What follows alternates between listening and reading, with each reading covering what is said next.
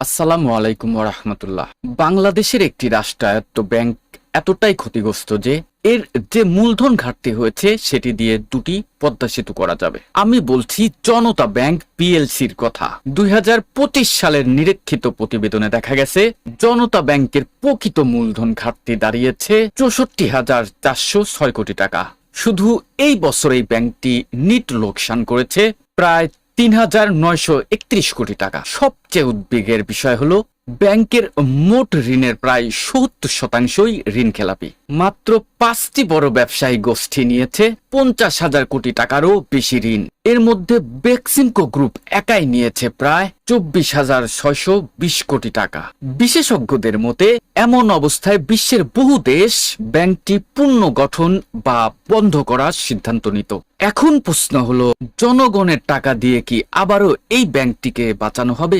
জনতা ব্যাংকের এই সংকট শুধুমাত্র কিন্তু একটি ব্যাংকের সংকট নয়, এটি বাংলাদেশের ব্যাংকিং খাতের গভীর অসুস্থতার প্রতিচ্ছবি। বৃহস্পতিবার 14 মে 2026 বণিক বার্তা শিরোনাম করেছে যে রাষ্ট্রায়ত্ত জনতা ব্যাংকের মূলধন ঘাটতি 64,406 কোটি টাকা।